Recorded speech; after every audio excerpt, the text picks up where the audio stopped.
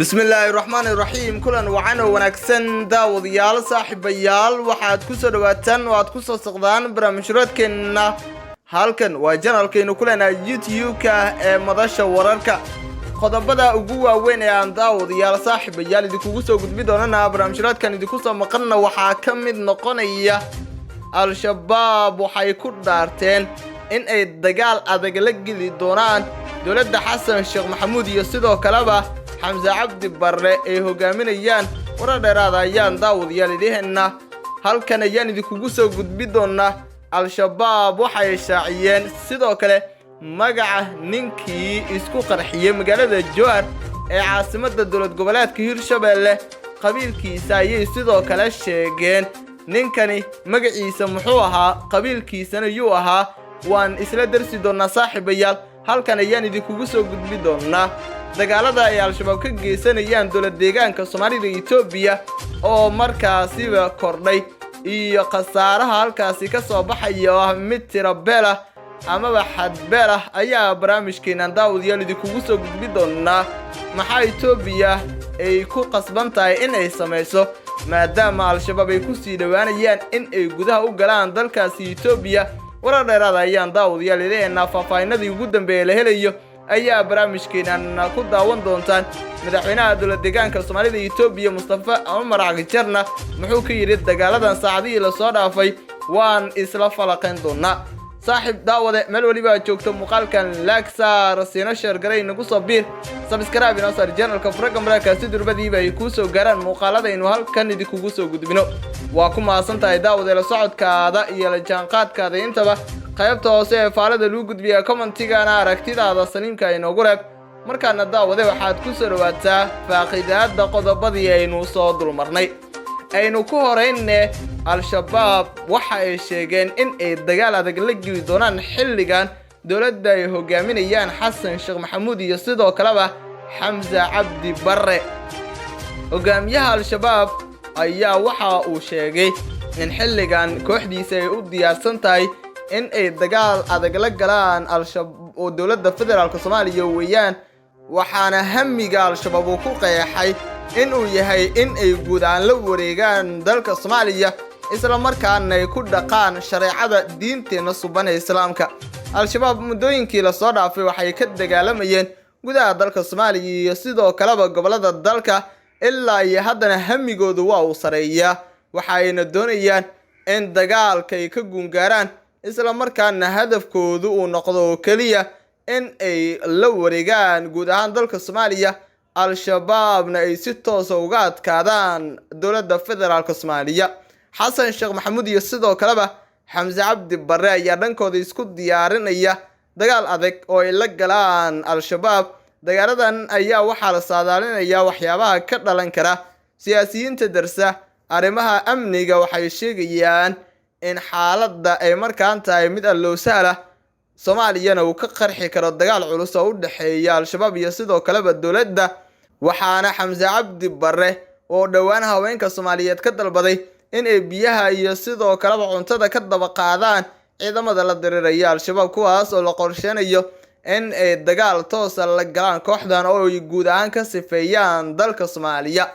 al-shabaab waa koox cududooda ama awoodooda aan la dhayalsan karin waxayna ilaa iyo hadda ka dagaalamayaan Soomaaliya tan iyo 2007 Soomaaliya waxaa la soo geliyay ciidamo nabad ilaalin ah ilaa iyo haddana ayagii way ku guuleysan laayihiin in ay sugaan amniga dalka oo ay al-shabaab ka ciribtiraan waxaana su'aalahaas oo idin isweydiinaya sababta ay ku dhici karto al-shabaab dhawaan qarax hoogan ayaa waxay ku dhufteen magaalada Jowhar oo caarunta ama caasimadda dowlad goboleedka Hirshabelle waxa ay hadda soo bandhigeen ninkii qaraxaasi fuliyay iyo sidoo kaleba magaciisa iyo qabiilkiisa kooxda al-shabaab ayaa soo bandhigtay magaca iyo beesha uu ka soo jeedo ninkii fuliyay qaraxiis midaaminta ahaa ee 17 bishan July ama Luulyo ka dhacay magaalada Jowhar ee caasimadda kumeel gaarka u ah dowlad goboleedka Hirshabelle al-shabaab ayaa magaca qofkii fuliyay qaraxaas ku sheegtay Maxamed Cabdulqaadir Maxamed oo magaciisa afgarashada ahaa Buqaari ninkii isqarxiyay ayaa wareysiga laga qaaday kooreynta uusan isqarxin oo hadda lasoo bandhigay ku sheegay in uu ku dhashay magaalada Kismaayo ee xarunta ku-meelgaarka u ah maamulka dowlad goboleedka Jubbaland. wuxuu sheegay inuu ka soo jeedo beesha Jareerweyne gaar ahaan lafta Miyaawe. ninkan isqarxiya ayaa sheegay in uu kooxda jabhadda ah ee Al-Shabaab ka tirsanaa muddo 4 sano ah. waraysiga ayuu sidoo kale ku sheegay in uu ka soo qayb galay dagaalo badan oo ka dhacay gobolada Mudug iyo sidoo kaleba Galgaduud. qaraxa uu ninkan fuliyay ayaa ka dhacay magaalada Jowhar waxaana mas'uuliyiinta ku dhaawacmay kamid ahaa wasiirka haweenka dowlad goboleedka Hirshabelle Caasho Khaliif, wasiirka caafimaadka Hirshabelle Cabdi Macalin, gudoomiye ku-xigeenka hore baarlamaanka Hirshabelle Canab Axmed Ciise iyo sidoo kaleba xildhibaan hore oo lagu magacaabo Jeego.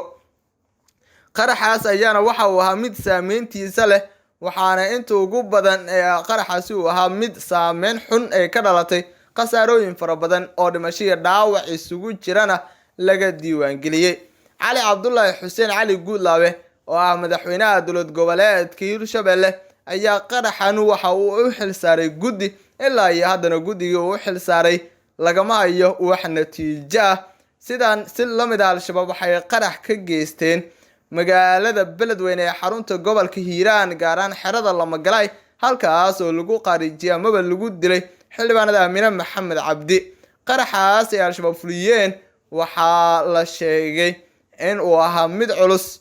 Cali Cabdullaahi Xuseen Cali Guudlaabana guddi uma xil saarin oo kama jaxin xitaa wax ay ku haysay oo dhibaato aan ma jirin sida ay falaqayaasha iminka sheegayaan.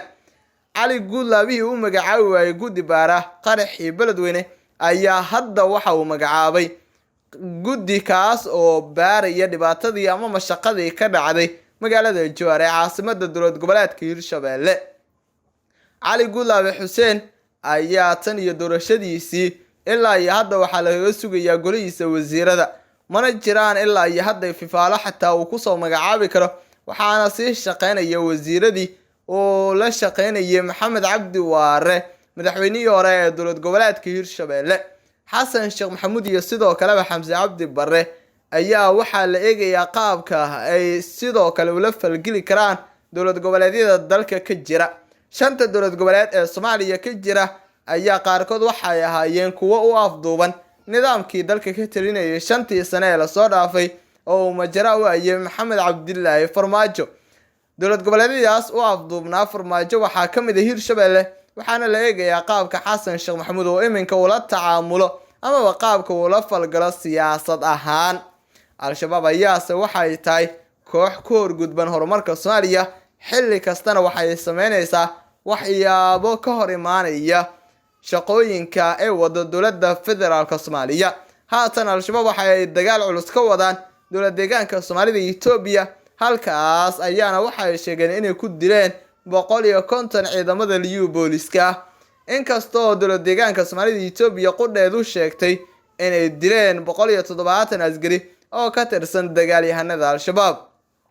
halkaas waxaa la isku adeegsanayaa hub culus waxaana dhinacyo ay yihiin kuwa aan kala gambanayn oo gabaad aan ku jirin. hubka la isku adeegsanaya ayaana waxa uu yahay hub casri ah. Al-Shabaab ayaana kaliya waxay doonaysaa inay gudaha u gasho Itoobiya. Abiy Ahmed ra'iisul wasaaraha dalkaasi Itoobiya ayaa arintan la dhiban oo la ceerceeraya waxa uuna doonayaa in qatartan iminka ku soo foole uu ka hortago si uu meel cad u iskaga dhigo Al-Shabaabka iminka ka dagaalamaya Soomaaliya iyo sidoo kaleba dalka Kenya haatan uu ruqaansaday dowlad deegaanka Soomaalida Itoobiya sidoo kalena damcaysa in ay gudaha u gasho wadankaasi Itoobiya. Abiy Ahmed waxa uu ku dhibanaa dagaalka uu kula jiro TPLF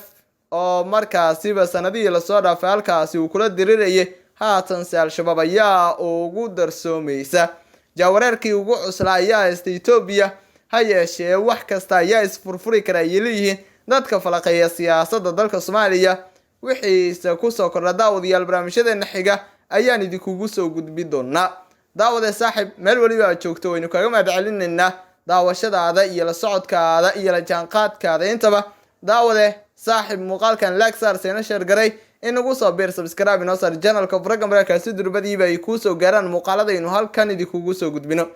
waa ku mahadsantahay daawade la socodkaada iyo la jaanqaadkaada intaba qaybta hoose ee faalada lagu gudbiya commentigana aragtidaada saliimka inoogu reeb tan iyo barnaamijkana kiisa kale intaynu dib isugu kulmi doono nabadgelyo.